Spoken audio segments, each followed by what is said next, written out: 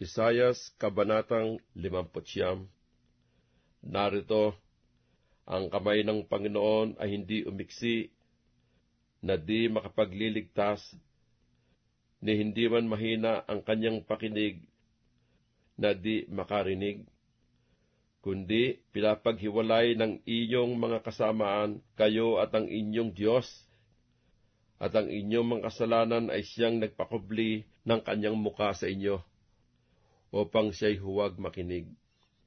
Sapagkat ang inyong mga kamay ay nadumhan ng dugo, at ang inyong mga daliri ng kasamaan, ang inyong mga labi ay nangagsalita ng mga kasinungalingan, ang inyong dila ay nagsasalita ng kasamaan. At walang dumadaing ng katwiran at walang nanananggalang ng katotohanan. Sila'y nagsisitiwala sa walang kabuluhan at nangagsasalita ng mga kasinungalingan. Sila'y nangaglilihi ng kalikuan at nanganganak ng kasamaan. Sila'y puwipisa ng mga itlog ng ahas at gumagawa ng bahay gagamba. Ang kumakain ng kanilang itlog ay namamatay, at napipisa ay nilalabasan ng ulupong. Ang kanilang mga bahay gagamba ay hindi magiging mga kasuotan, o magsusuot man sila ng kanilang mga gawa.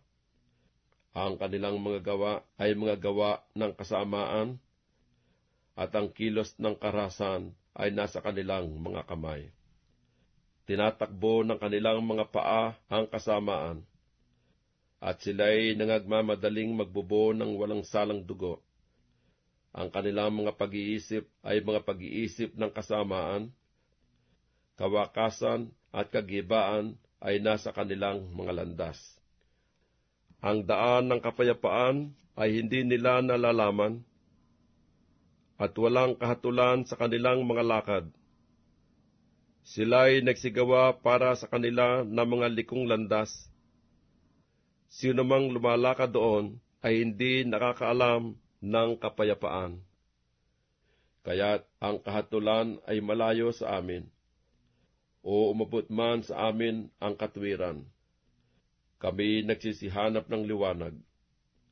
Ngunit narito, kadiliman ng kaliwanagan, ngunit nagsilakad kami sa kadiliman. Kami nagsisikapa sa bakod na parang bulag. Oo, kami nagsisikapa na gaya nila na walang mga mata.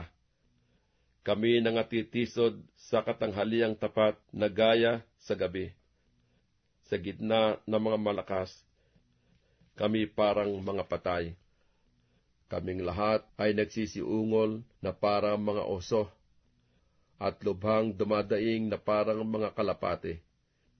Kami nagsisihanap ng kahatulan, ngunit wala, ng kaligtasan, ngunit malayo sa amin.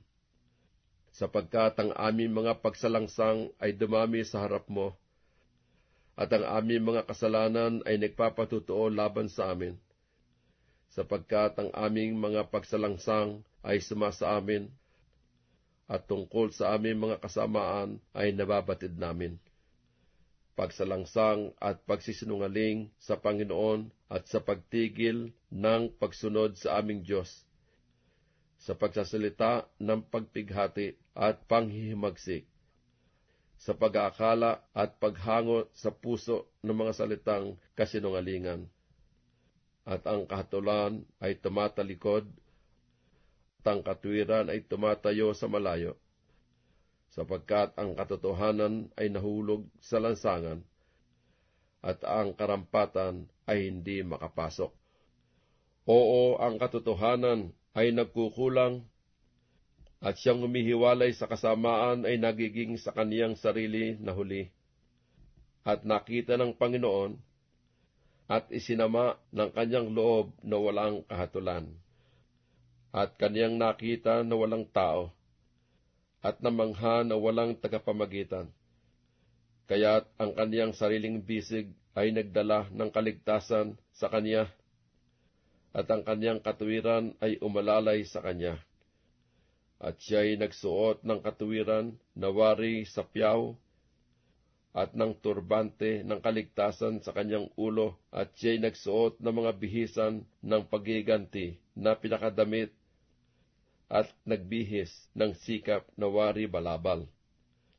Ayon sa kanilang mga gawa, ay gayon din niya gagantihin, pusok ng loob sa kanyang mga kaaway, kagantihan sa kanyang mga kaalit, sa mga pulo ay gaganti siya ng kagantihan.